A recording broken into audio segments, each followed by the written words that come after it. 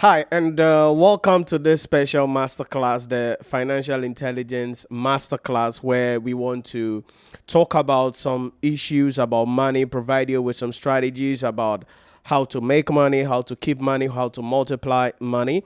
This is a topic that a lot of people have requested us to provide some thoughts on, and we did a pilot version of it around last year, and we have condensed the production or the content, and so we want to find out how we can make that helpful for you so that you can really apply some strategies to your life and take your life to the next level. So welcome to the stream today. We're talking about money today. All right, how do you make it? How do you keep it? How do you multiply it? Because all of us want to make money. All of us want to achieve financial freedom. But what does it take to actually achieve financial freedom? What does it take to actually reach the point where you walk into shop and pick things without looking at the price?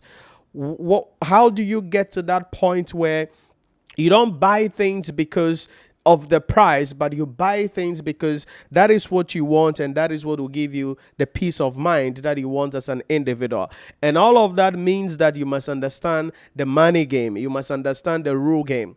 I say this always to people. It is not just about how much money you make every month. It is about how much money you keep, and most importantly, how much of your money is working for you.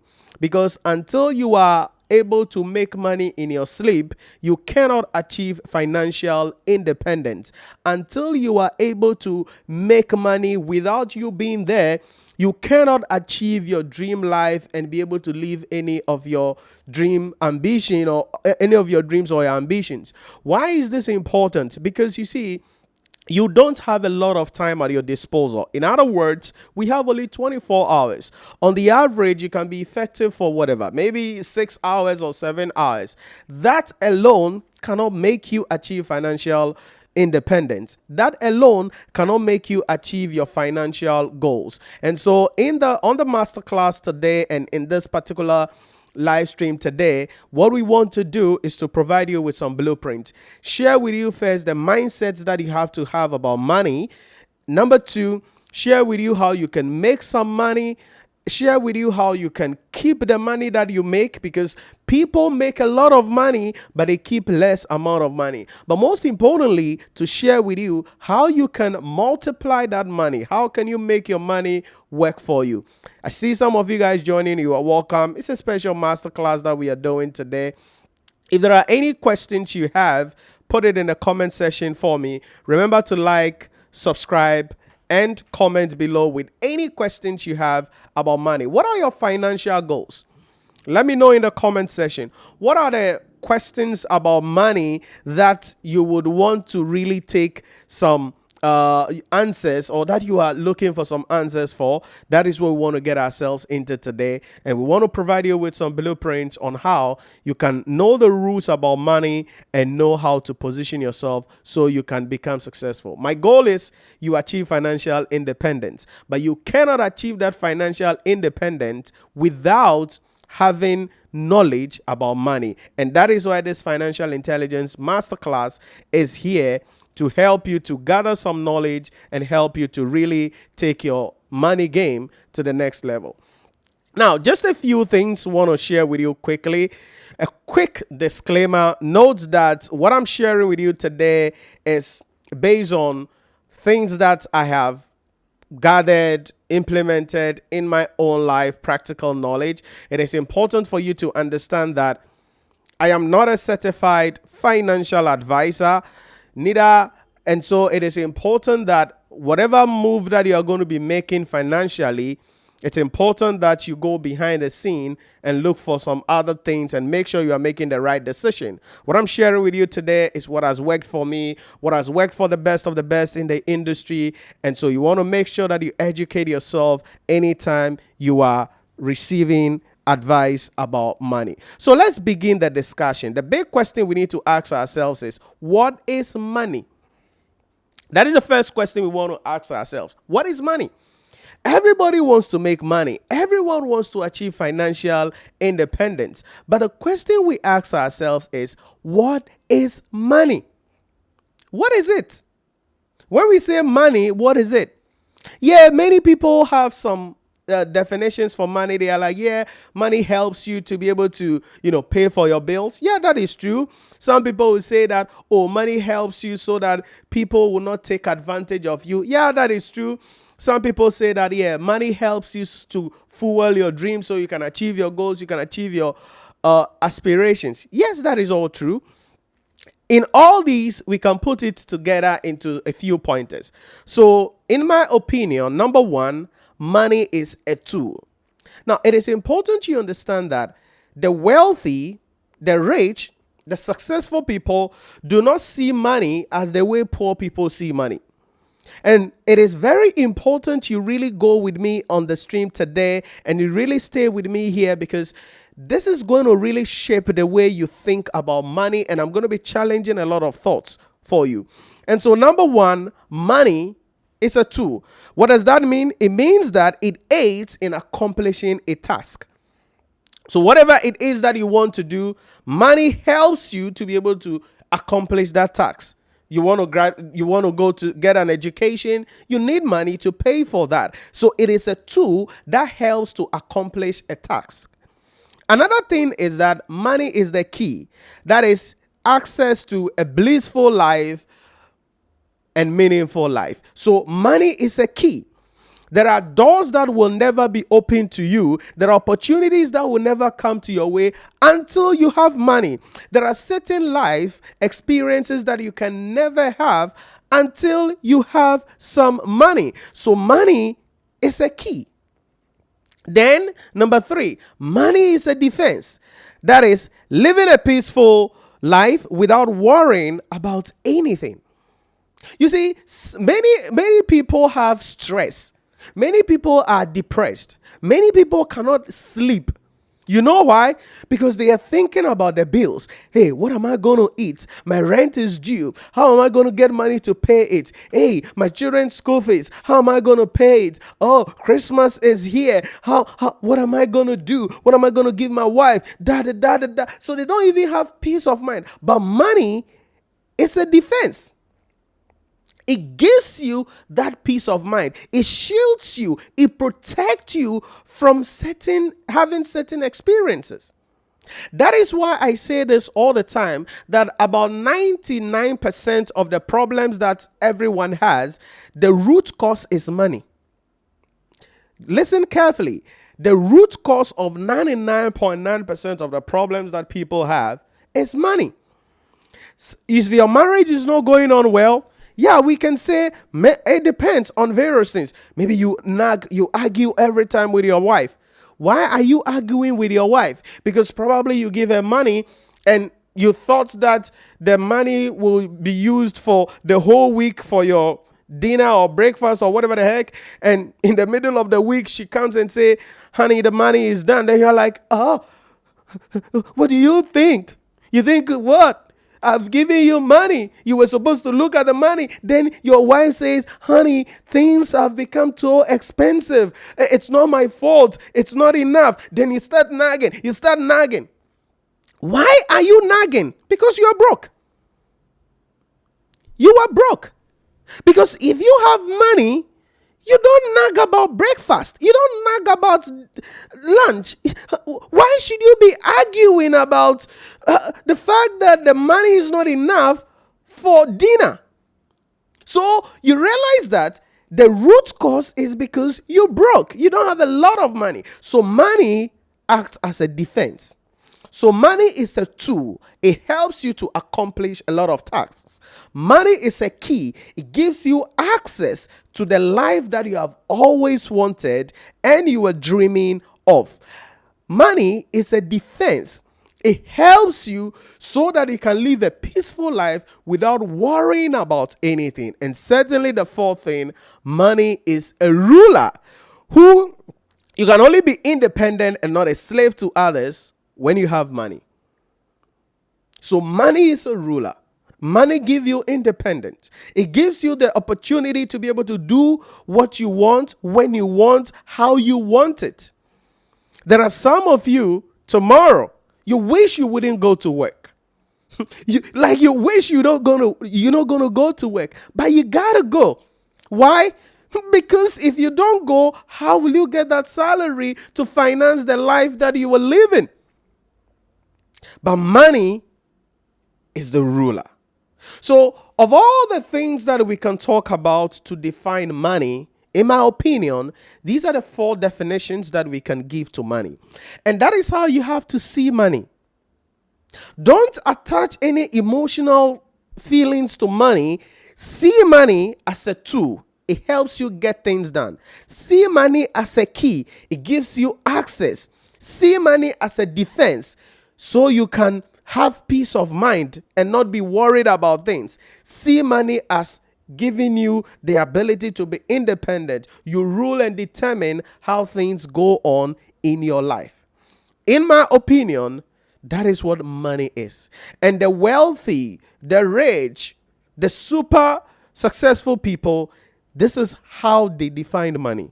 As a tool, as a key, as a defense, and as a ruler. So, what do you think? Do you think this definition suits your view of money? Do you think this definition meets your definition of money? Let me know in the comment section. But you see, in order for us to really dive down the discussion, it's important we deal with some myths. Because anytime we talk about money, people are afraid of talking about money. Everyone wants money, but only a few people are willing to talk about it. And so it is important we deal with some myths of money. There are certain things that you have carried from your childhood, that you've picked from your parents, that you've picked from your society, that you've picked from your friends, that are ruining your mindset and your perspective of life. Remember, money is nothing but a spirit. And so the way you relate with money, the way you perceive it, the way you talk to it, it will determine whether you're going to have more of it or less of it. So what are some of the myths of money that we have to know about, and most importantly, that we have to get rid of? Number 1 is this, that money is the root of all evil. Yeah, I know somebody has told you that money is the root of all evil. No, money is not the root of all evil. Look at the good in the society. Money is the root of all good. Now, I don't know who came up with this, but it is something that has influenced a lot of people, that, oh, money is the root of all evil. I don't want to make a lot of money. Money is evil. Hey, don't make plenty money. Oh, it will turn you into something. Hey, money is the root of all evil. No, my friends, money is the root of all good. And the Bible says that there are a lot of scriptures about money in the Bible and how important it is in our life. But one of them stands out to me, and that is in the book of Ecclesiastes, chapter 10, verse 19. Ecclesiastes, chapter 10, verse 19. A feast is made for laughter, wine makes life merry, and money is the answer for everything. Yeah, I know some of you are going to come up, oh, money is not everything. Money is not everything. There are people who have money and they are struggling. There are people who have money and they are sick. How much do you have? That is the problem. Because money is a spirit. And so immediately you start repelling it. Oh, it's evil. Okay, if you say money is evil, then you will never have it. But if you see money as a tool, you see money as a key, you see money as a defense, you see money as a ruler, it's going to come. But if you see that money is the root of all evil, then it won't come to you, because money flows to where it can serve a purpose, not who wants it. So that is the first thing I want you to understand. Money is the root of all good. So in Ecclesiastes 10:19, a feast is made for laughter, Wine makes life merry, and money is the answer for everything. So that is myth number one. You got to get rid of it. Money is the root of all good. The problem you have right now, you need money to fix it. You pray to God, God, help me about this problem. Help me about this problem. At the end of the day, it is money that will solve it. It's money you need. So money is the root of all good. Yeah, I know you're going to have certain exceptions. Yeah, we're going to have certain situations. But money is not the root of all evil. Money is the root of all good. If you see money like that, it's going to flow to you because money is spirit. It's spirit. It's not just this paper that you see. Okay? It's not just this paper that you see. No. Yeah, this is the paper you see. Either a US dollar bill or a CD bill or whatever the heck bill that you have. It's the paper you see. But that paper is backed by a spirit. And if you see it as evil, if you see this $100 bill as evil, it is not going to come to you. Money is not the root of all evil. Money is the root of all good.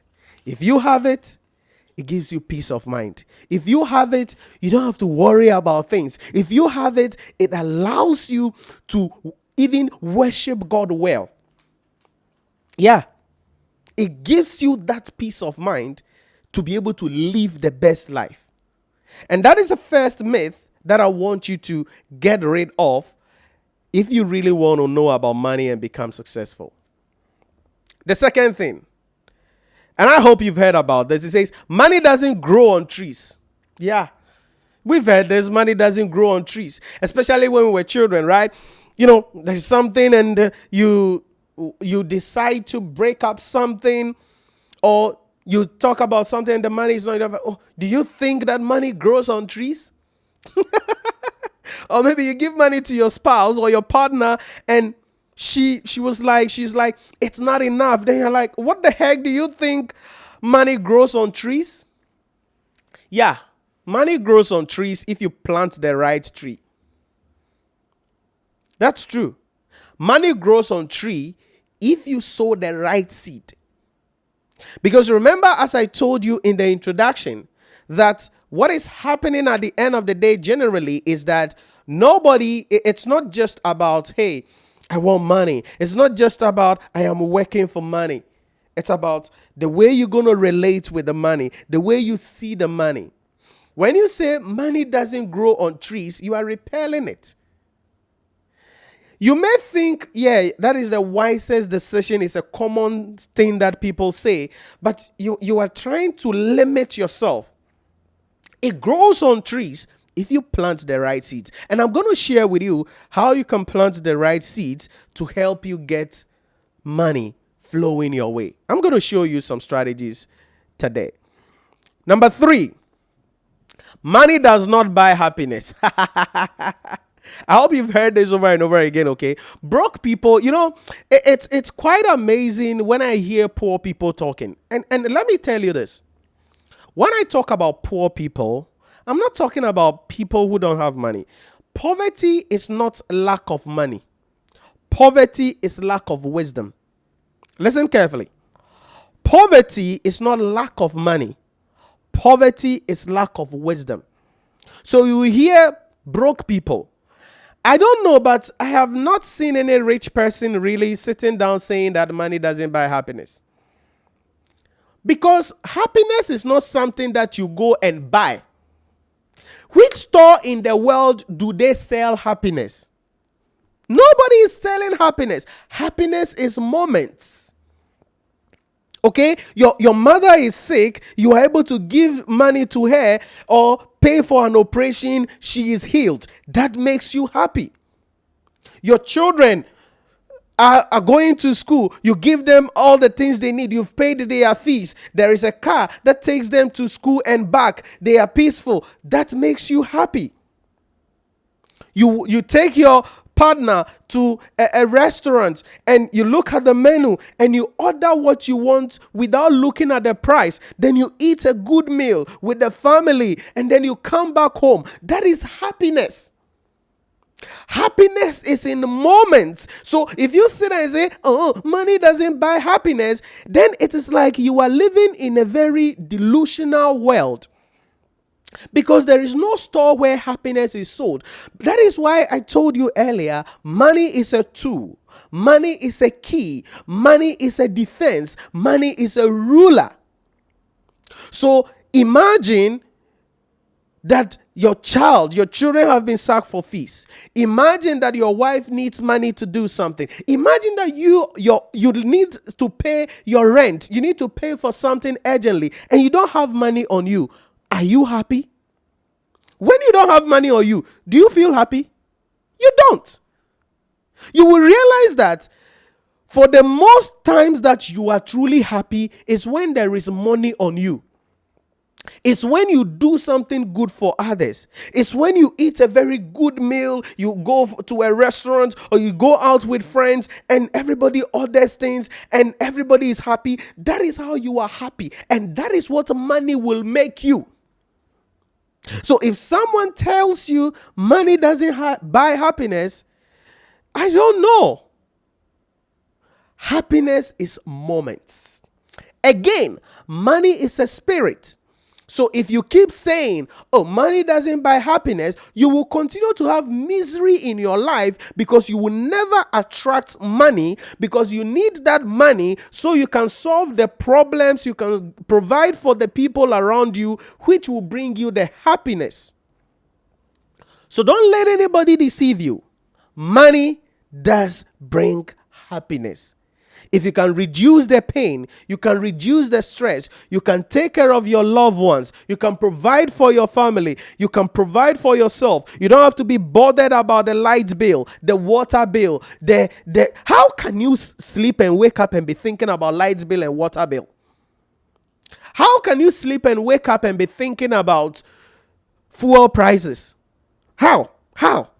Tell me why you should be thinking about light bill, water bill, and fuel prices. How can you be happy? How can you pursue your dreams? How can you really achieve your goals? How can you really become successful as an individual if you wake up in the morning and you're thinking about light bill and water bill? Does that make you happy? It sucks life out of you. It takes out all the energy. So my friends, money, yes, does bring a lot of happiness in your life. It does bring a lot of happiness. So if you have it, it will really make you happy. Number 4 is this: money will change who you are. There are some people, they don't want money because they are afraid that money will change them. Listen to me. I love what my mentor Dan Locke said about this. He said that money will only amplify who you are, and if money changes you, then there is something wrong with you. Money doesn't change you, it only amplifies who you are.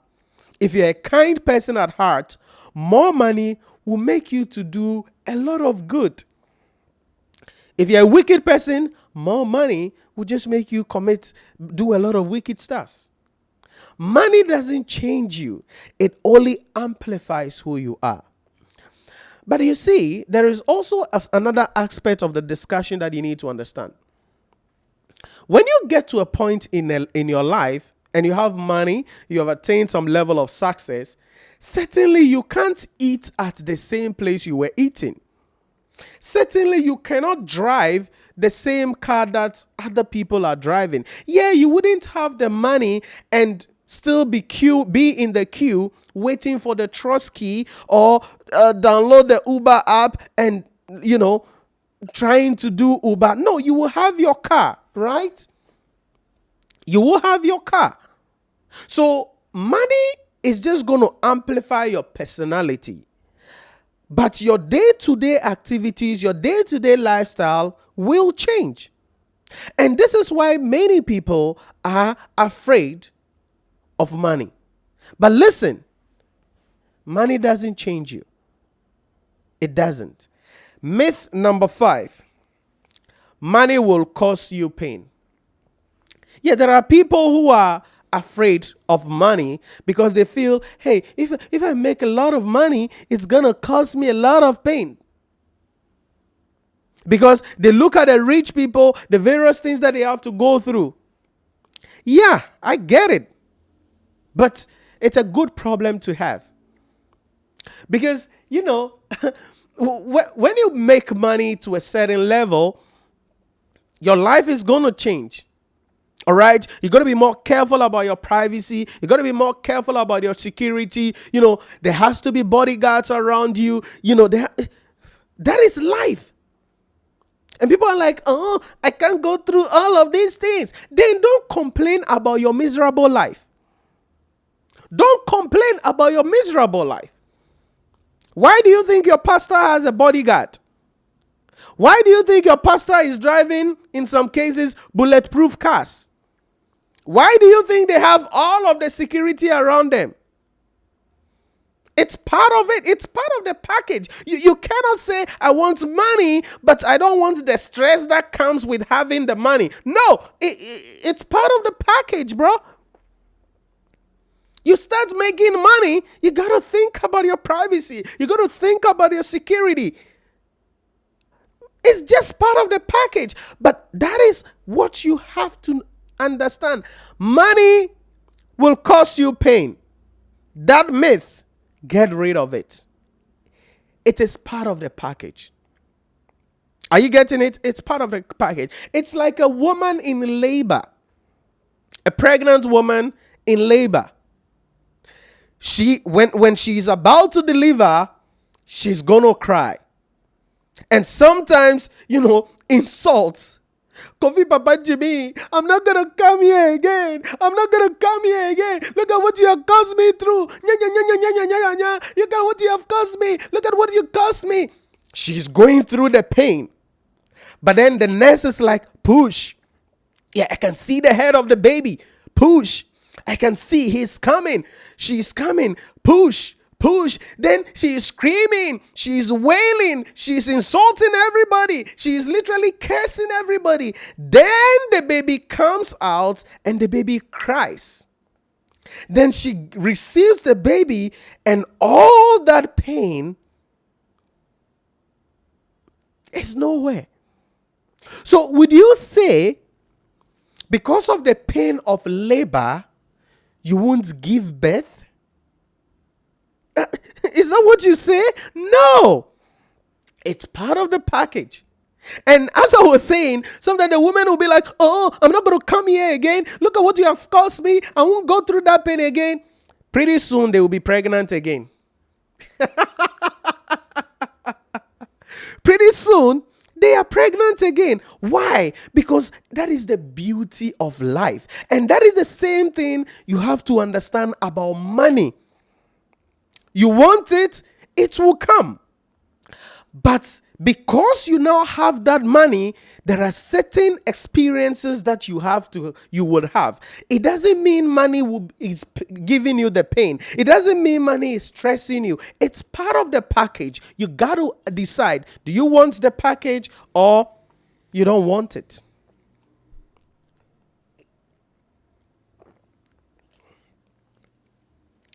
So that is myth number 5. That money will cause you pain. Listen, guys, money doesn't cause any pain. You just have to know that it is part of the package. If you get it like that it is part of the package, your life will be good. You will thank your stars. You won't see life to be that serious at the end of the day. And you speak to anybody who has given birth, 3 or 4 children. Ask them the first time. They said they won't go again. But after that, they went the second time. They went the third time. They went the 4th time. Because if you look at the pain and you look at the joy you have by bringing life, you forget the pain. That is the same thing about money. Number 6. Money will attract enemies and bad people. Yeah, this is linked to the pain. So there are some people, they don't want to get money because they are afraid. They say, oh, money will attract what?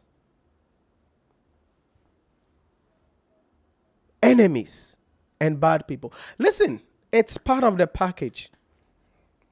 It's not everybody around you that wants you to be successful. It's not everyone around you that wants you to be wealthy, that wants you to be rich. That is the life. They may be laughing with you, they may be smiling with you, but if you rise to a certain level beyond their understanding or expectation, even they will come against you. And that is why the scripture says, a man's enemy shall be of his own household. And there is this saying in Chi that says that abua bibe kawa ifriwuntumemu. So a man's enemy shall be of his own household. You have to decide. So because you may have enemies, because you may have bad people, so you want to live a miserable life? You want to have a miserable, you want your children to be miserable? Don't you want the best for your children? Don't you want your children to drive the best cars? Don't you want your children to have peace of mind? Don't you want your children to live in a peaceful society, a peaceful environment? Don't you want that? It is part of the package. If you want the blessing, then you must be willing for the persecution. It's part of the package. It's not like, yeah, you choose one and get the other. That's all. It's part of the package. And the earlier you understand this, the better that you are going to be as an individual at the end of the day. And so these are 6 myths about money that you have to get rid of right now. If you are somebody who is thinking about making money. Money is the root of all good. Please, don't say that money is the root of all evil. Don't sit anywhere and say that, oh, money will bring pain into my life. Don't sit anywhere and say, oh, money doesn't buy happiness. Don't even joke with it. Don't play with it, because the more you say those things, the more you are shielding, you are pushing away money, because money is a spirit. Again, as I told you earlier, it's not about the city bill or the dollar bill. These papers you see here, that is not what money is. Money is a spirit. So the more you sit down and say, oh, money doesn't buy happiness, money doesn't buy happiness, oh, money is the root of all evil, the spirit of money is not going to come your way. And so the question we then have to ask ourselves is, okay, if these are the myths about money that we have to get rid of, how do we make it? So now that we've gotten rid of the myth about money, how do we make it? Remember, we have established that money is a tool. It gets things done. Money is a key, gives you access. Money is a defense. You deal with things without worrying about anything. Money is a ruler, makes you to be independent. And we've spoken also about the myth about money that you have to get rid of. The next thing is, how do you make it? How do you make it? So when it comes to making money, it is important we ask ourselves, what problems can we solve? Listen carefully. Money making is all about providing solution. That's all. Now, you will be paid based on the kind of problem that you are solving. Let me give you an example. If you are somebody who is going to polish someone's shoe, that's a low-key problem. So the way the person will pay you, you are just polishing their shoe. Yeah, they will pay you. You are solving a problem for them, and that's level 1. Or the person is busy, cannot drive themselves, and so they have a chauffeur.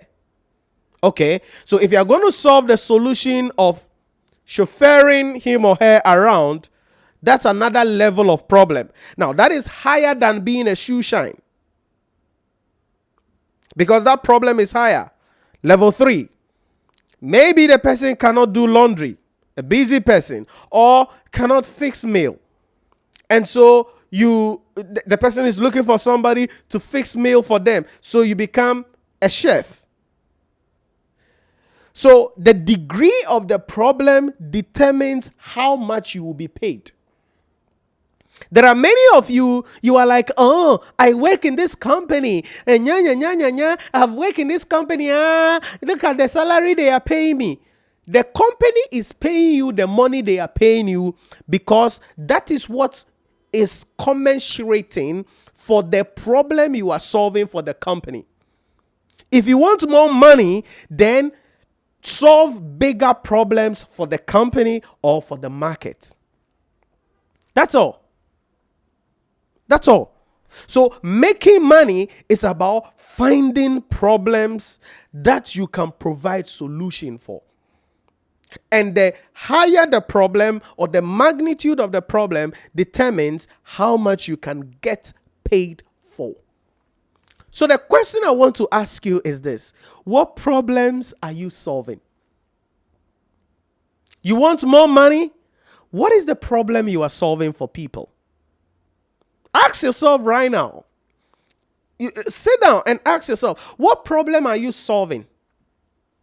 So maybe your salary is whatever the heck, 10,000, 20,000, 5,000, 2,000, 300 Ghana cedis. You are being paid that money because of the problem you are solving for the company.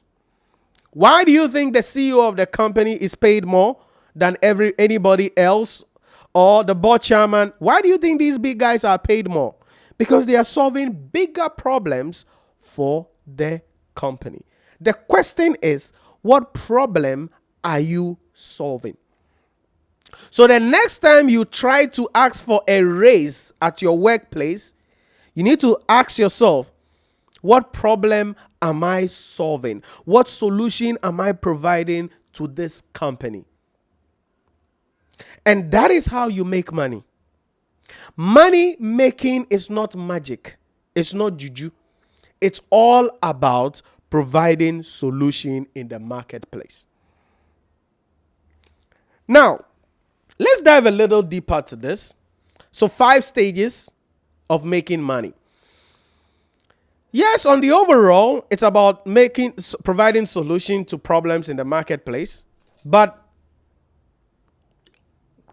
I've broken down that into 5 key steps that I want to share with you here. Number 1, the problem identification framework. Number 2, market analysis. So this is for people who want to become entrepreneurs. Number 3, skill acquisition and taking action. Number 4, service offering. Number 5, innovation and development. These are the 5 stages of making money. 5 stages. So that is why I said earlier that it's about problems and solutions. So you need to identify problems in the marketplace. Number 2, do a market analysis. What's the size of this problem? You can say, oh, I want to open a laundry in my neighborhood. Oh, I want to open provision shop in my neighborhood. It will help me to make some money. I will have the container there. Then I will employ a lady like that to take care of it. Yeah. What is the market size? Because many people put their money into things and they want more money, but they realize that the market is not there. So you thought you could do laundry, or you thought you could have a provision shop. Yes, you've established the provision, you've opened it, somebody is there, but the business is not going on. Why? Because you didn't do any market analysis. And so let's look at this. Number 1, the problem identification framework. How do you really identify some problems in the marketplace, gearing into somebody who you want to become an entrepreneur? Number 1, you examine your environment. What is really going on in the environment? You got to examine the environment. So if you look at your society, what problems do you see? What problems do you see? And again, this works when, even if you don't want to go into entrepreneurship, the company that you are working for, maybe currently you are the accountant, you are the finance manager, you are the office clerk, you are the secretary, you are the receptionist, but you want more money. Okay, so sit down. In this company, what are the headache? So although you were just a secretary, you were just an accounts clerk, you were just something. What's really the problem in the company? What is it that you hear the CEO, the MD, or the board chairman, like what do you hear people really complaining about in the organization? So even in your company, you can still identify problems. Not only that, sometimes you search online as well. And again, this is where some people suggest that like you can have a side gig where, you have some online job and other things. There are people online who are seeking assistance. All right. People are looking for people who can help them to do their assignments, do their project work, interpret scripts for them, put together manuscripts for them. You search online. There could be opportunities available. Then identify skills gap. Again, this is in your company. What is the skill gap? Again, there is a problem in your company that is not being solved yet because there are no skillful personnel to be able to provide solution to that. Then you step in, identify that skill gap, then you can train yourself and boom, get that. So that is the first level, the problem identification. Now, when you identify the problem, you need to do a market analysis. So again, you are just an account clerk in your company. Then you identify that the company is going through financial problem. And why? Because they are not able to sell a lot of their goods. So you're just an accounts clerk. You're not even in the marketing department, but this is a problem you identified. Or maybe there's a problem where the entity's cost is going up or increasing than it's supposed to be. You got to analyze, is this really a problem? Is it really a pain point? Or maybe you are just like, hey, I want to do another thing. I want to add something to my work. And so I want to do provision shop, or I want to have a laundry in my neighborhood, or before you get into it, you have to do a market analysis. Now, the market analysis is going to be telling you about the problem in the place, and most importantly, tell you about the size of the problem and whether there are people willing to pay for it. So imagine you think, oh, I live in, a class neighborhood. So, there are people here. I see cars. So maybe they would want their things to be, they want to take their things to the laundry. So, I've opened laundry. Then they will come and no. That's not how this thing works. You need to really undertake an analysis to identify the size of the market. There could be a problem, but maybe people are not willing to pay for it. Are you getting it? There could be a problem, but maybe people are not willing to pay for it. The third thing is skill acquisition and taking action. So let's say that again, you are just an account clerk of your company, but you realize that in the market, aside being an accountant or whatever the heck, there are issues about data scientists. There are issues in respect of online presence for companies. Okay. There are issues in respect of customer satisfaction, customer acquisition, customer relation, and other things. Okay. So you're just an account clerk. Okay, then what do you do? And you've done the analysis and realize, okay, this is a growing niche. It's a significant area. What do? You start acquiring the skill. You start broadening your horizon. You start learning about these things. If it is a degree, you get it. If it is a certificate program, you get it. If it is a workshop you have to attend, you get it. If it is a mentorship that you have to pay a mentor to teach you or to shadow somebody, you do it. That is the third stage, skill acquisition, and you take action. It is very important. And these days, online has made things very easy. You can literally learn everything online, on YouTube. Everything. Literally everything. Everything on YouTube. But if you want to take it to another level, then you have to be willing to pay the experts in the game to be able to then give you the blueprint, mentor you so you can get there as fast as possible. Because I always talk about mentorship. It's because mentorship is that which bridges the gap. Mentorship helps you to avoid the pitfalls. Mentorship helps you to avoid the mistakes and identify the red flags as early as possible and know how to handle challenges and throwbacks when they come. So skill acquisition and taking action. So it's not enough to say, I have identified an opportunity. This is the need in the marketplace. You need to acquire the skill required to solve that problem. You need to.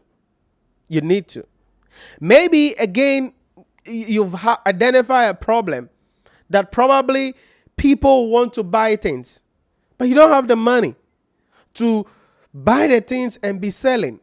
Okay, so acquire a skill where you can do what we call drop shipping, where you are just the middleman. So you're going to be creating a system where you are just the middleman. So you create a platform on your status, on your social media handle. Then you say, I'm selling this.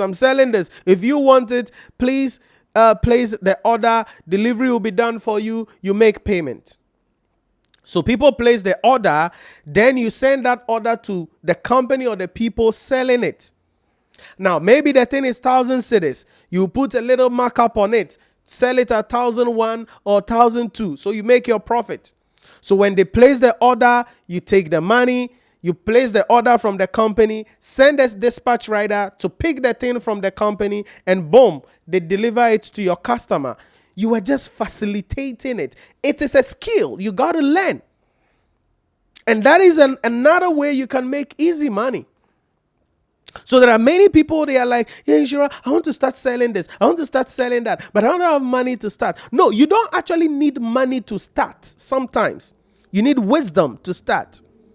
And again, this is where mentorship comes in, because you need a skill to be guided well. You need to build a certain level of personality, a profile where people will trust you to place the order and you will not screw them up and you will fulfill the orders and make your money. But you need skill acquisition and you got to take action.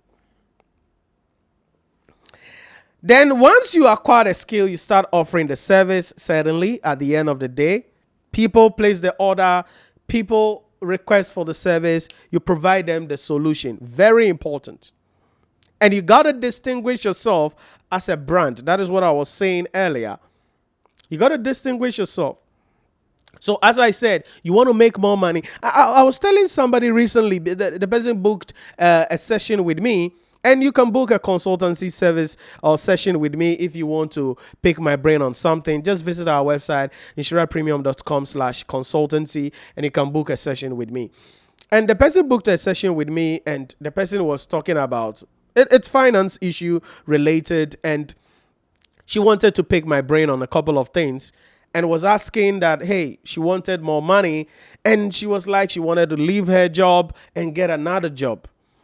But she had tried that, it's not working, and she is confused. And so we sat down, we were on the phone, right? So we had a discussion about the whole thing, and I'm like, hey, listen, you can still be in that workplace and do A, B, C, D, and you're going to get more money. And so we went through all the options available, played through all the scenarios that are available. Then we concluded on a couple of things that she has to do. And boom, like it started picking up for her. So sometimes it's not like you need a new job. That same job that you are doing, that same time that you have, you can still make more money. So sometimes it's not about, let me change a new job. Yeah, it's good. Sometimes, you have to change a job. But it's not always about changing job, because you have this device, this phone. How do you have this a smartphone like this and you can't make money? Like how? How? And some of you have the most luxurious phones. iPhone, the best of the best. Samsung, the best of the best. And all you do with it is send WhatsApp messages, Snapchat messages, make calls, and take beautiful pictures and post on social media. That's all. Then when you finish posting the picture, then you are complaining, oh, am I doing? The country is hard. The country is hard. No! Leverage the technology to make money. And there are ways you can do that. I've spoken about some of them there. And then certainly you want to make sure that you're going to innovate and develop, because as you acquire the skill and you start providing the service and you are improving yourself, there is always room for improvement. And that is why I tell people this, like, you can never say, I have finished learning. I've had students over the last decades and they are like, hey, Nhyira, you know, when I become a chartered accountant, I won't learn again. The way I've suffered to become a chartered accountant, I won't learn again. Then, sometimes, just 6 months after graduation, or a year after graduation, they will call me. Nhyira, I was thinking about this course. What do you think about it? I want to do this course. What do you think about it? I'm like, but you said you have finished learning, right? So, like, you cannot end. You cannot.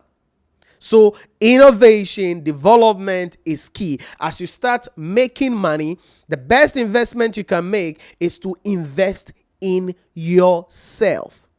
So as the money is coming in, make sure that you keep and invest in yourself. Read books, attend workshops, have a mentor, pay people to show you the way. Pay people to bridge the gap for you so you can become successful as fast as possible as an individual. That is how you become successful. There are some of you, the whole of this year, you've not read any book that will advance your career, that will advance your life. The whole of this year, you've not done anything. You didn't attend any workshop. You didn't pay any mentor. You have not done anything to add any value to you. You started this year the way you are, and you are ending it the way you are. Raw, no improvement, no change, no nothing. But you want more salary. You want to make more money. How do you make more money like that? How? So you got to learn. You got to improve yourself. If it is getting a second degree, go for it. If it is getting a mentor, go for it. If it is attending a workshop, go for it. If it is a conference, go for it. And the problem with many people is this, that, I don't have money. It's expensive. Really? You want to make more money, but you're not willing to invest? What's wrong with you? But you have money to buy a nice iPhone. You have money to buy a nice weave on. You have money to buy an expensive watch and put on. But you don't have money to reinvest in yourself, to increase your game, to become the best version of yourself so you can command more salary. Improve yourself. So some of you want to make more money. It's all about improving yourself. Because you can only solve bigger problems for the company based on your skills, based on how advanced you are. But you are raw. You were employed as an accountant, and you've not moved from that level yet because you've not advanced yourself. You've not learned anything new. You have not had any mentor that is a CFO or a CEO or a board chairman of a company. You've not attended any workshop. You've not done any executive MBA. You've not done anything to add any value to yourself. All you do is you take your salary, chop. Take your salary, chop. Take your salary, chop. Then you're like, I've worked for this company, sir. You have to increase my salary. Now the cost of living has increased. No companies cares about your cost of living. Companies pay you based on how much they can pay you and due to the problem you are solving for them. Nobody cares about your cost of living. Nobody asks you to live in that house you are living in. Nobody asks you to buy the car that you bought. So the company is not there to fund your life. If you want more salary from the company, then you have to prove that you are worth being paid more than you are currently being paid. And how do you do that? By advancing yourself and becoming the best version of yourself. That is how you make more money. So these are a 5-step framework that you have to understand when we talk about how you can make money. Identify a problem. Do a market analysis. Analyze the size of this problem. Is there a future for this skill? Is there a future for this opportunity? Acquire the skill. Invest in yourself. Then offer the service. But as the money is coming in, don't be chopping the money by heart. Put it back into yourself. The best investment you can make as an individual is the investment in yourself. And I share this every time with my mentees that, hey, I started my career going to people's home to teach. And you go and teach people. Sometimes I'll pick a car, sit in Trotsky for maybe 1 hour or 2 hours to the destination. And I'll get to the house. By the time I get there, the child that I'm supposed to teach is not ready. And they are just doing something on their own. And I have to sit there for another 1 hour. But when the child comes, I have to still teach the child for the number of hours that I'm supposed to teach them based on the agreement. How much am I paid? Miserable amount of money. Very miserable. But that is how I started. And so when the money started coming in, I have to upgrade myself. I have to upgrade my game. I have to upgrade my skills. I have to upgrade my portfolio. I have to upgrade my brand. Today, I don't travel to anybody's house. You want a private class? It's online. Or you drive to our office and come to the office. I will teach you. And you will pay premium for it. It's not compulsory. It's either you want it or you don't want it. Because there are many others who are booking for the service. So I'm not here to beg you for the service. And it's a humble brag, if I can put it that way, that you increase, add value to yourself. So that you get to a point in time where people don't rule over you. And remember, I told you earlier about the definition of money, that one of the definitions of money is that it's a ruler.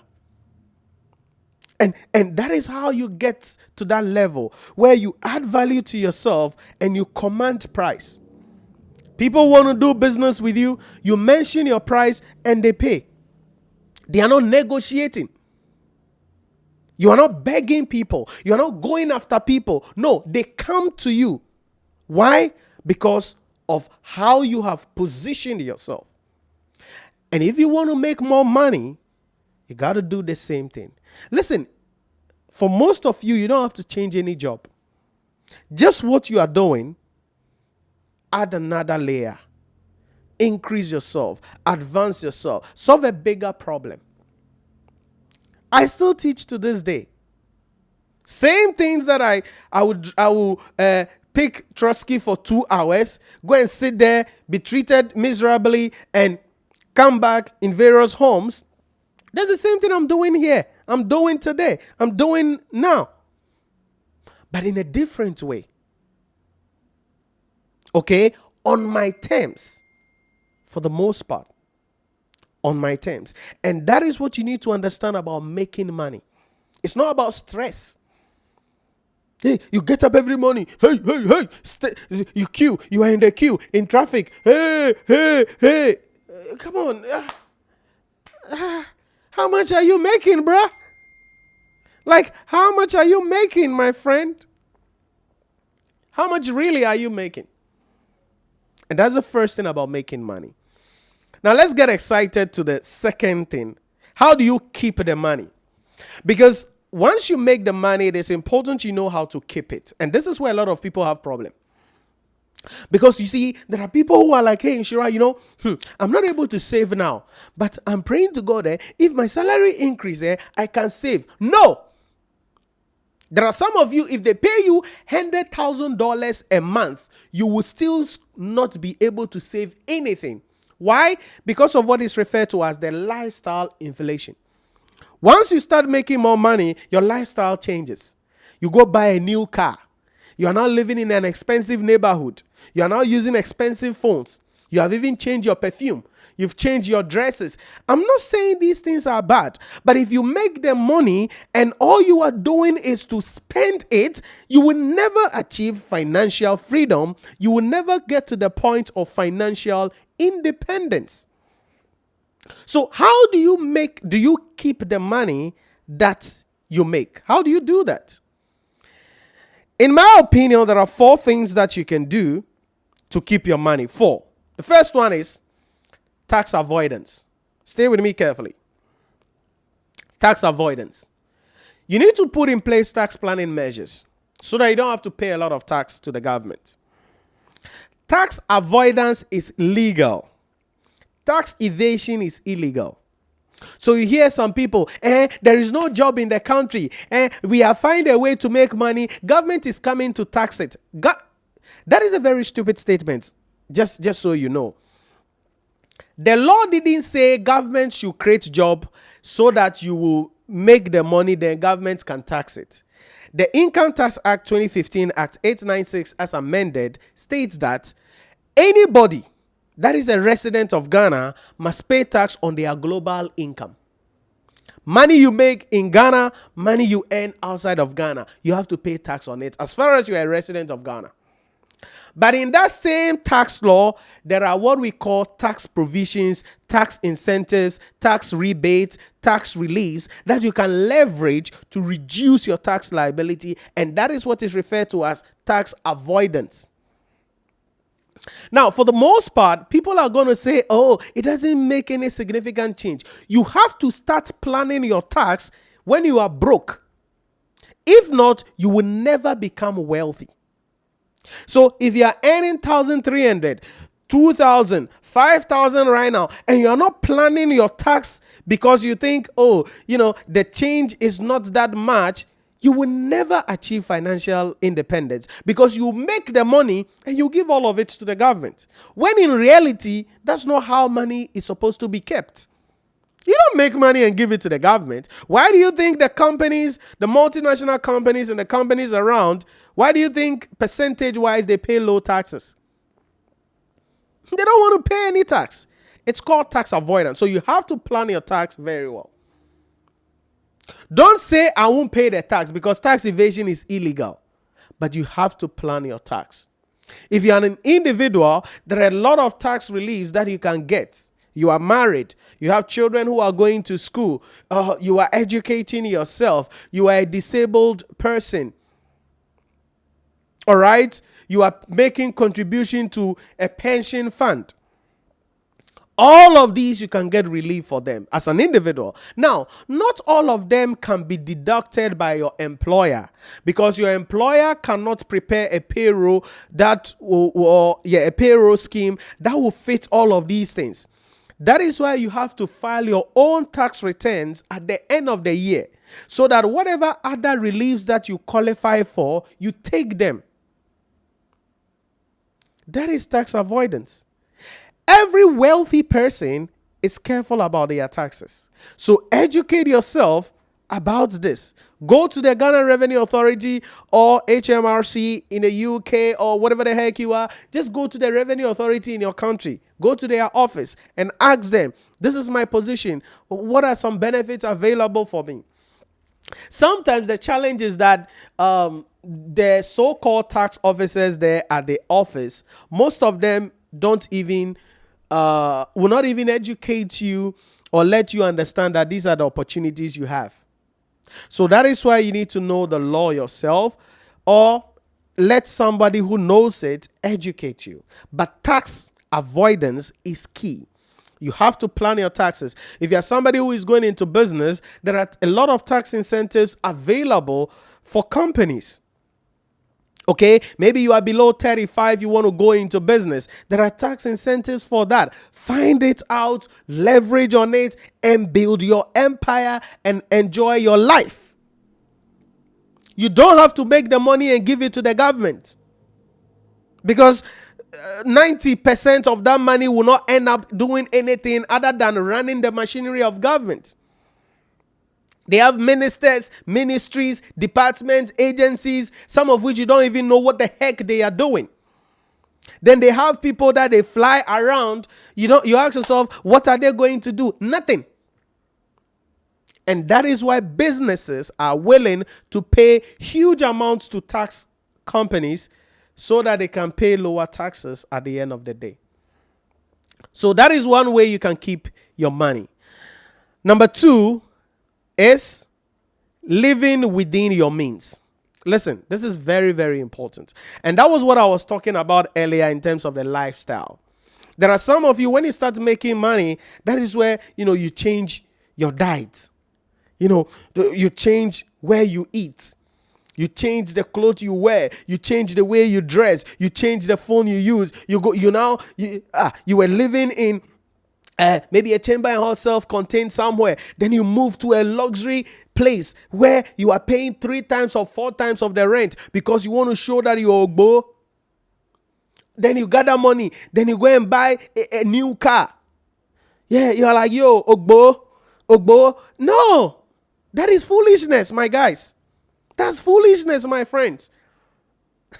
Nobody cares about the car you are driving now. You see, wealth is not about how you appear. It's about sustainability. I want to know the lifestyle that you are living right now.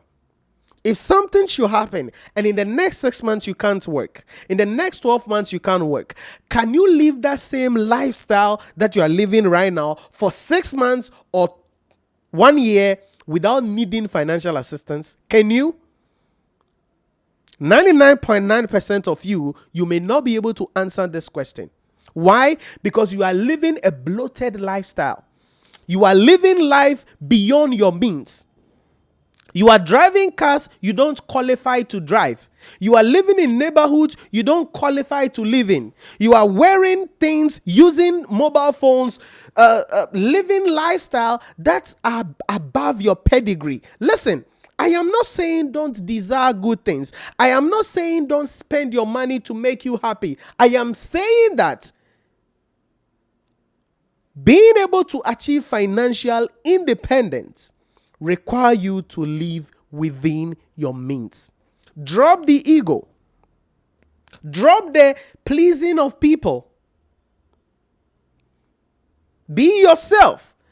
Just be acceptable. Whether I wear a 3-piece suit or agbada or what I'm wearing or a hoodie or whatever the heck, a polo shirt, I am still in Nhyira Premium. So I wouldn't try to go buy a suit that I can't afford now. All because I want to wear that suit so that when people see me, they'll be like, hey, Nhyira, wow, Nhyira is, yeah. 99.9% of the time, people don't even know the value of what you have on.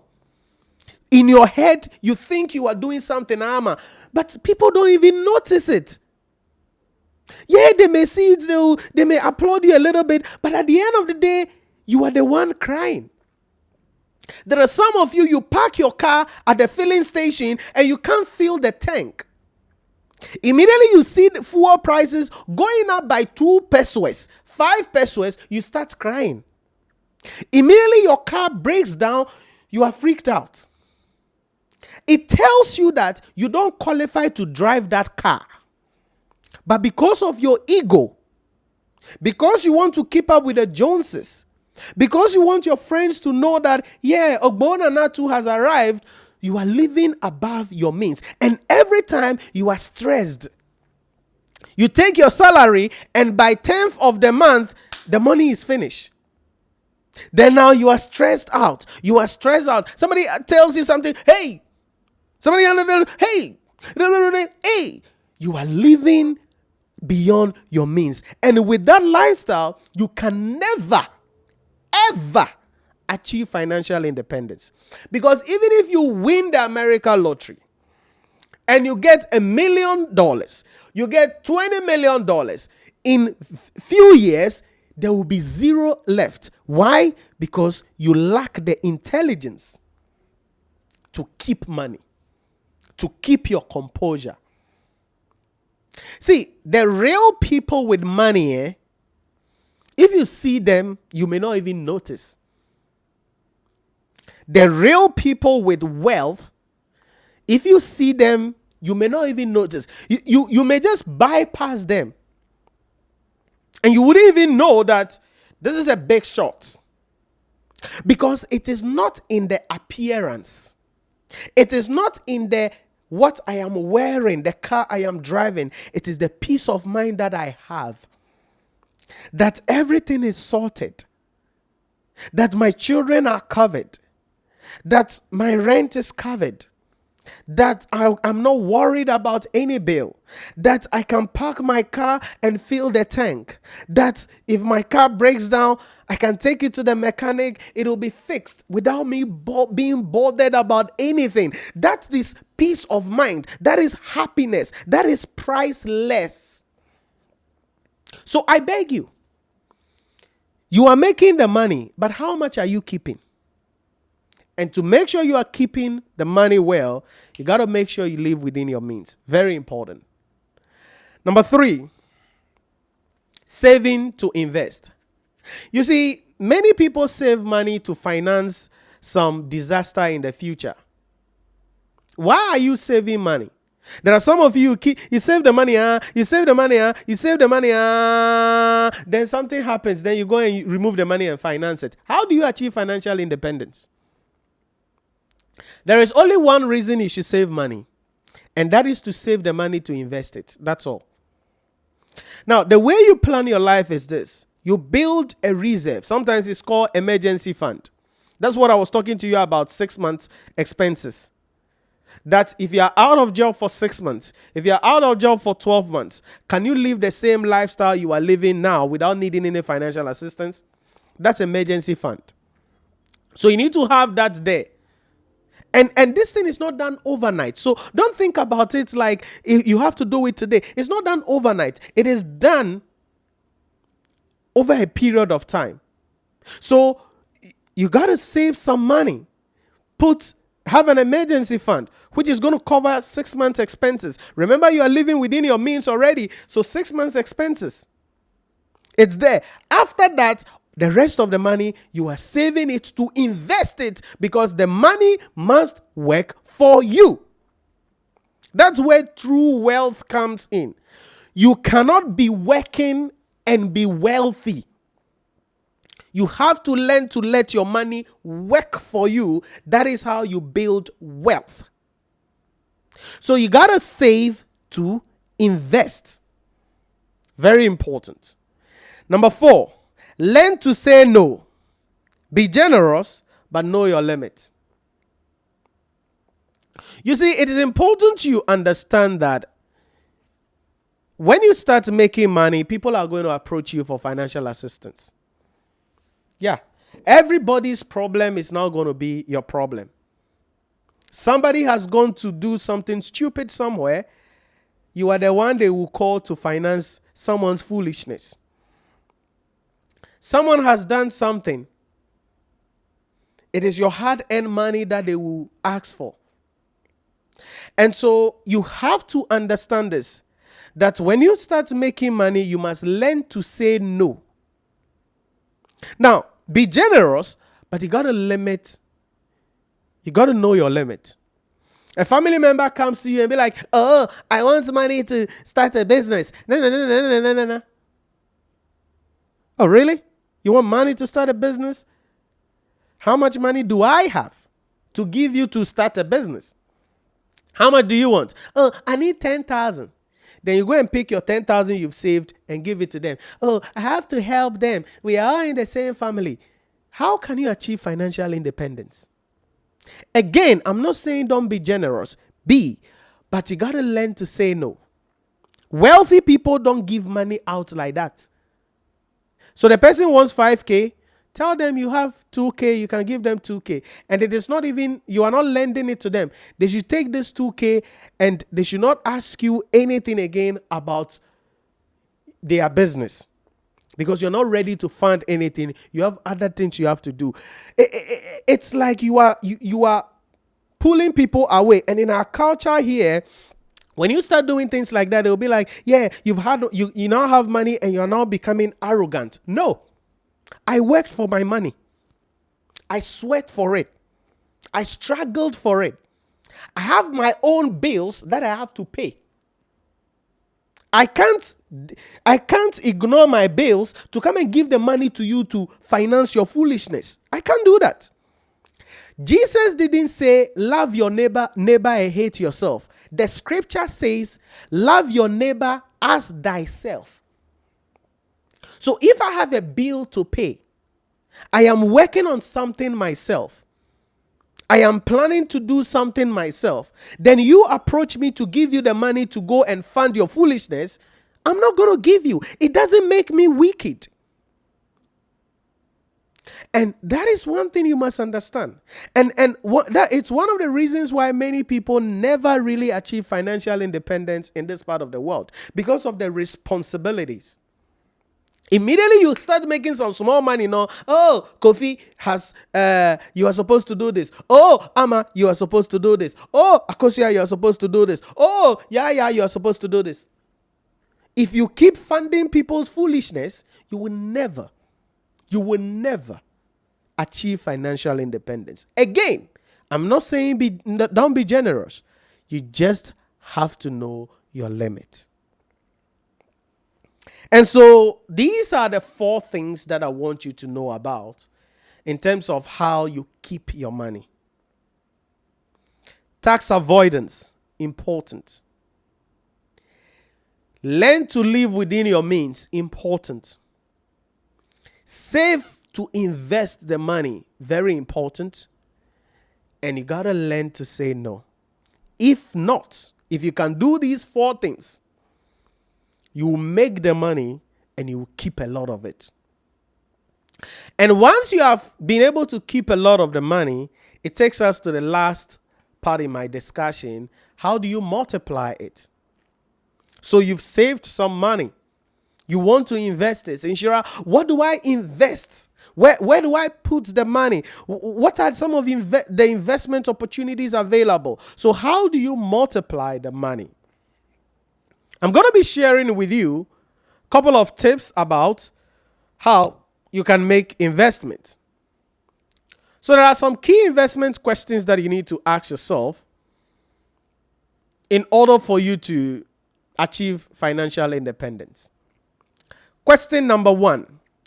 What is this opportunity about? Do I understand the company or the investment? Educate yourself.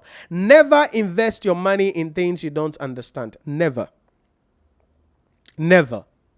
Oh, I've heard about cryptocurrency. Hey, I'm going to buy cryptocurrency. Hey, I've heard about forex trading. Hey, I'm going to do forex trading. Hey, I've heard about Bitcoin. I'm going to do Bitcoin. Hey, I've heard about government bond, treasury bill. I'm going to do it.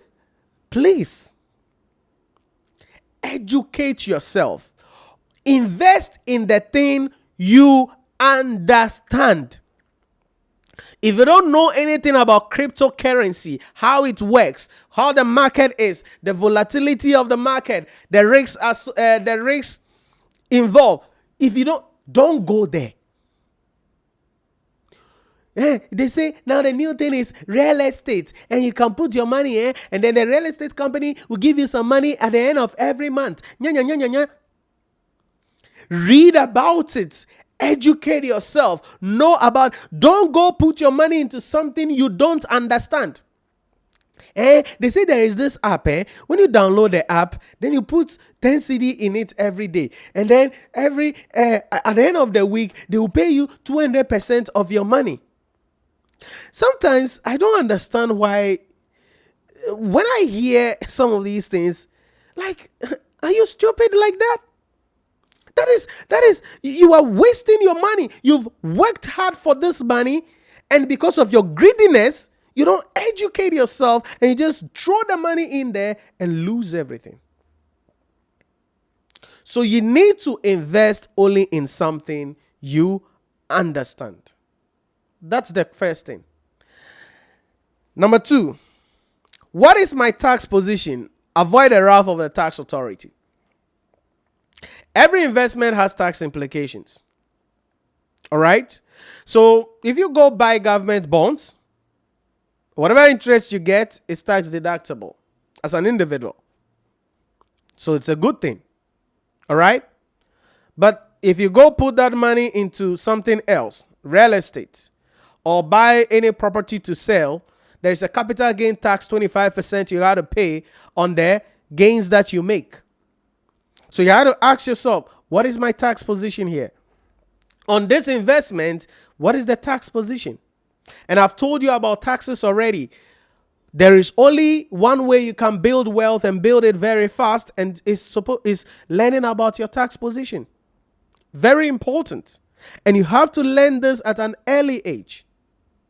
At an early age. So what is your tax position? So whatever investment you are making, you need someone to educate you about your tax position. How will this be taxed? Because remember, I told you earlier, if you're a resident of Ghana, you pay tax on your global income. So whatever you go put the money into, there will be returns on it. What is your tax position? You got to know about it. Number 3, what is the risk associated with this investment? Understand your risk appetite. It is important you know your risks. And the investment that you are going into, what is the risk associated with this investment? And a couple of things you must understand here. One is that your risk appetite is the amount of risks at a broad level that an organization or individual is willing to accept in pursuit of its strategic objective. So assuming the investment doesn't go your way and you lose that money, how will that affect you? How will you feel? So imagine you carry 100,000 cedis. Then you hear about a certain investment. Then you're going to put the 100,000 inside. Then the 100,000 is now worth 10,000. How will you feel? Will you be comfortable with it? How will you handle that loss? Very important. 2, diversification is key. So when you are going to make investment, you don't put all your eggs in one basket. You need to have diversified portfolio of your investment. Again, you need education on this. You need experts to guide you on how to diversify your investment. There are people who took their pension money and they heard that, the safest investment to make is to buy government bonds. Only for the government of Ghana to come later and say, we are doing a debt exchange program. And they literally lost everything. Right? Or they have their investment delayed, slashed down. Some people have died miserably. I took my pension and I put it in that.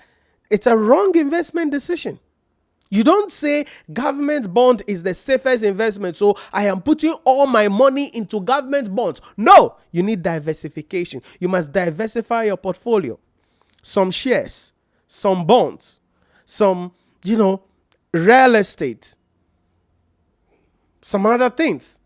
Diversification. Again, you understand the business, you understand everything about the organization, you know your risk level, you diversify your portfolio. Do not put your investment into one thing. The purpose of diversification is this, so that if one doesn't work, the others will be able to save you. And so diversification is key. Then the third thing is that, that is just the example that I gave earlier. Number 4, who is behind this company or investment? Know where your money is going. You cannot just get up and say, oh, I have heard. If you download an app, you put 100 cities there every day, and then, every 1 week, they will give you 30% of the money. Again, that is not wise. It's absolute foolishness. Who is behind the company? So you've heard about forex trading, and you want to start trading. Okay, so which forex platform are you going to be trading on? You've heard about Bitcoin. How are you going to be trading in Bitcoin? Who is behind the platform? What are the stories about it? You've heard about a certain investment that somebody told you about a financial institution in Ghana, in a village somewhere, or location somewhere. Who is behind the company? You have to know about them. Why? Because people fall for many Ponzi schemes because they don't know who is behind the company. Is the company licensed by a regulator or a regulatory authority? Very important. And what is the insurance level? Because when there is a regulator, then there is also some measures in place so that in case the company goes down, the regulator can step in with the minimum assets available to be able to pay off any debts that are there. You got to know who is behind. You got to know whether the company is licensed or not. Very important. Very important. Because you need to know who are the owners, the employees, and the team behind the company. So you have to ask yourself, who is behind this company? Then certainly, how do I exist? How do I exit the disposal? So if you're no longer interested, how do you get rid of it? How do you get rid of it? So, yeah, you go buy government bonds. If you need your money, how do you liquidate it? You make some fixed deposit with a financial institution. If you're no longer interested in a fixed deposit, how do you get rid of it and get your money back? And if you want your money, how much of your money can you get?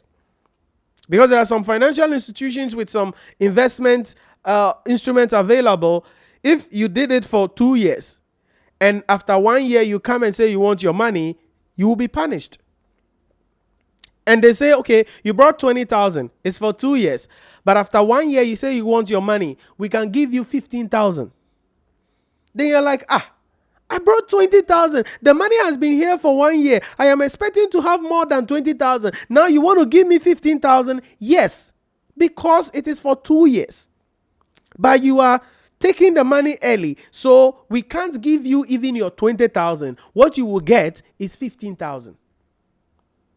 And you have to educate yourself about all of these. You need to read the print. So you don't just go to a financial institution. They will tell you that, oh, we have this investment.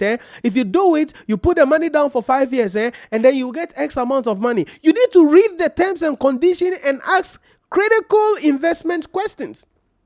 What if I want to bow out in the first year? What if I want to go out in the second year? What if I want to go out in the third year? What if I'm no longer interested? Give me my money. What do I get? You need to find out about how you can leave this investment. The Bank of Ghana has launched gold coins. Okay, it's an investment opportunity. It's an investment instrument. Good. How does it work? Educate yourself. If you buy the gold, how do you get rid of it? Like, if you need your money, like, how do you sell the gold? How long will it take for the gold to be bought by the financial institutions or by the central bank? How do I go out of this investment? So before making the investment, you must know the way out. And that is life. Before making the investment, you must know your way out. And there are many of you making significant investment decisions without knowing your way out. That is not good. So you must know your way out. Very important. Very important. So what is the way out? If I'm no longer interested, what the heck do I do? Number 6, what is my net returns? Listen to me. I didn't say what is the returns. I said, what is the net returns? Be careful here. Because you will make the investment earn the income, but remember I told you some of the income you have to pay tax. And so what is your net income? What is the net returns? You must know about it. So the net returns refers to the interest or dividend receivable from an investment less taxes and other costs. So you go buy shares in a listed company. Good. They're going to pay dividend. Good. But that dividend will be subject to tax. So the net amount you get after the tax is your returns. Is it worth the money that you have invested? Again, that is why I'm saying that money is a whole thing. Each of these questions, I can actually spend a whole session for us to dive deeper into each of these things.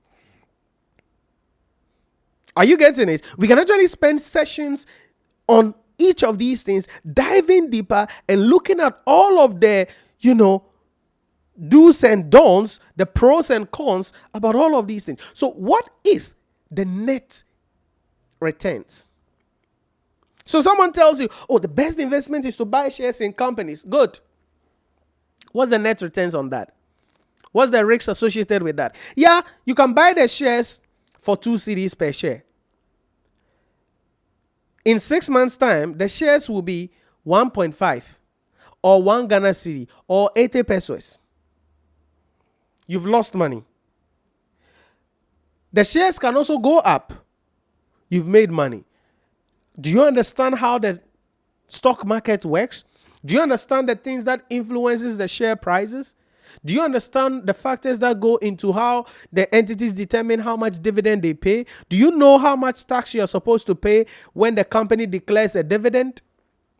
Because when a listed company says, oh, we've paid out a dividend of 10 billion Ghana cedis, yeah, it's good. But there is a portion of that is going back to the government in the form of taxes. So what is your net returns? You must know about it.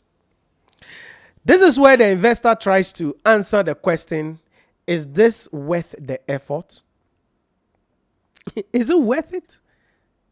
Because if your net returns is small, then better keep your money rather than going to do the investment.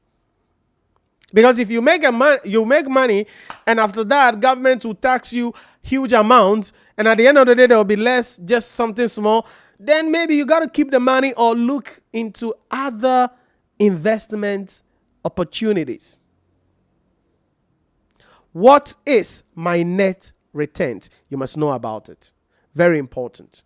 And these are some of the things that I want to share with you today on how to make it, how to keep it, and how to multiply it. Money is a tool. It gets things done. Money is a key. It gives you access. Money is a defense. It makes you to do things so you don't have to worry about anything. Money is a ruler. It makes you to become independent and be free. But you got to make sure you get rid of the myth of money. Money is the root of all evil. It's a lie. Money doesn't buy happiness. It's a lie. Money will change me. It's a lie. Got to get rid of all those myths. But you got to know how to make it. When you make it, you have to know how to keep it. And that will mean living within your means. That will mean learning to say no. That will mean learning to invest or save your money to invest. Very important. And then when you now get the opportunity to make the investment decisions, know what you are investing into. Know your risk level. Know who is behind the company. Know what is your tax position. Know what is your net returns. This is what you must understand when it comes to money. And I just scratched the surface.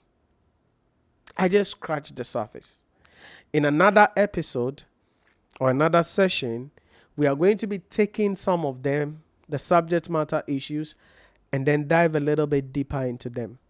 But this is how you educate yourself about how to make money, how to keep it, and how to multiply it. Any questions for me? Any questions for me? Let me know if there are any questions for me on the stream. Let's see. Think I got some comments coming up. Any questions for me? Manji said, learn how to keep the money. Okay. All right. So that's coming on YouTube. Then Rapudi Alex said, my name is Alex. I'm watching from Limpopo Province, Republic of South Africa. I am blessed with your learning session. Okay. That's great to hear. Thanks for joining us. Let me know. Give me a second. Let's see if I can pull this up here.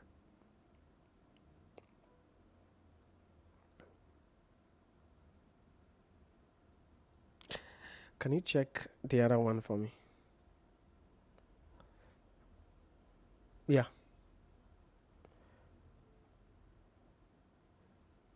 So these are some rules that you need to know about money. And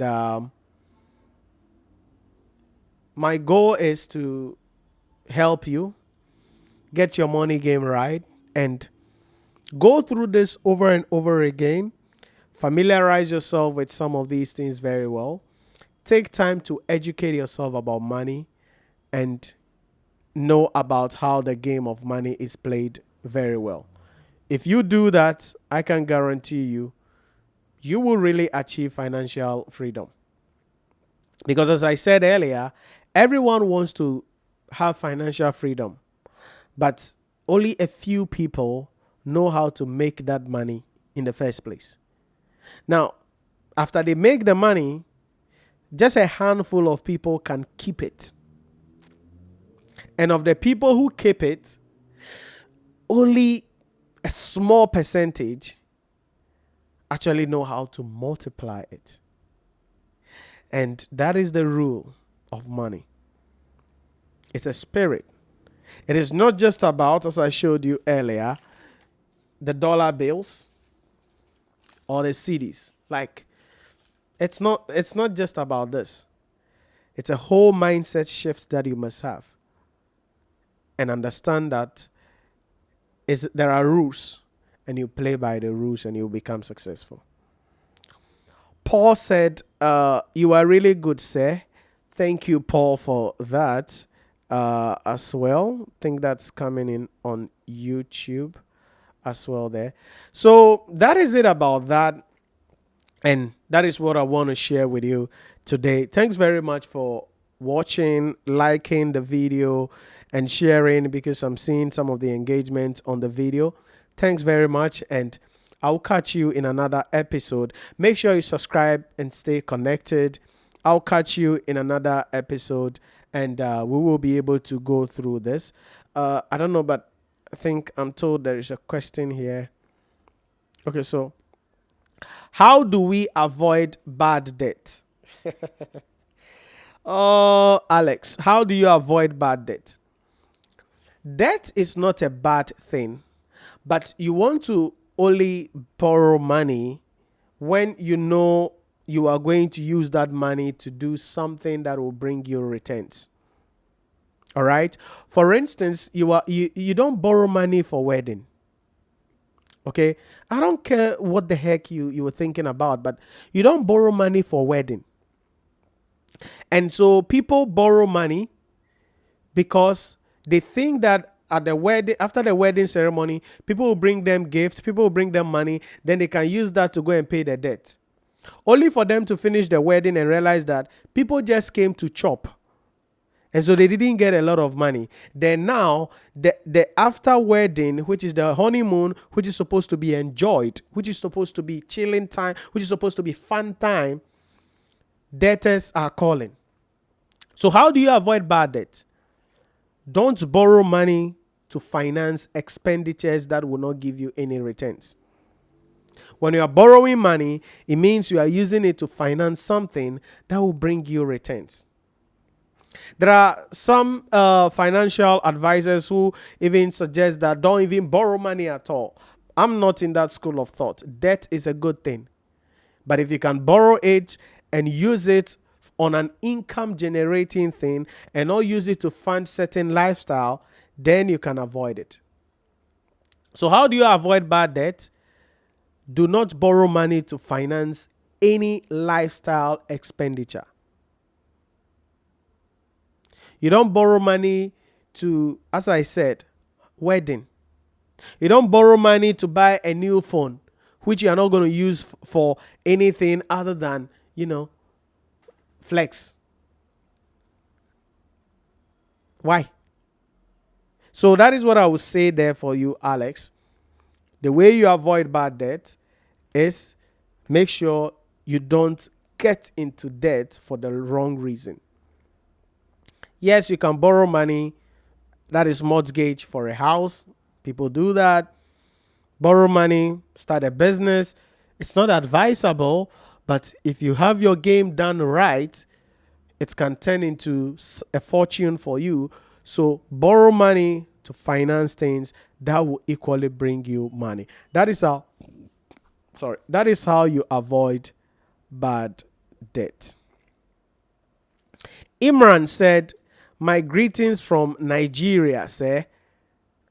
Greetings to you, Imran, for joining us on the stream as well today.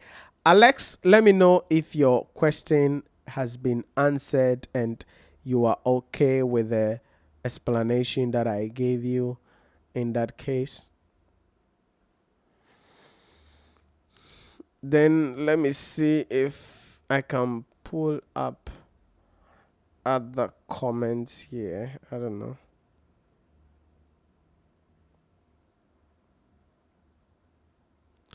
Let's see. It's not coming on.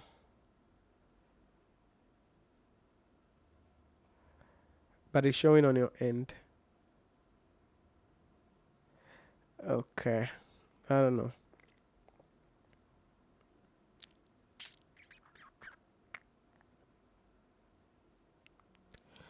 All right. So that's it about that. Thanks for watching. Really grateful for taking the time and joining us on the stream. As I said, make sure you subscribe and stay connected.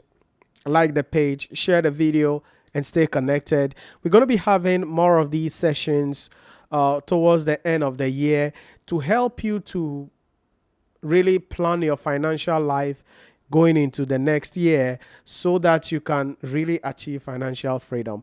I believe that if you learn about money, you can live a better life, because when you know how to make it, you know how to keep it, you know how to multiply it. That is the best gift you can give yourself, and that is the best gift that you can give your children and the people you love. Thanks for watching, and I'll see you in the next one. Bye-bye.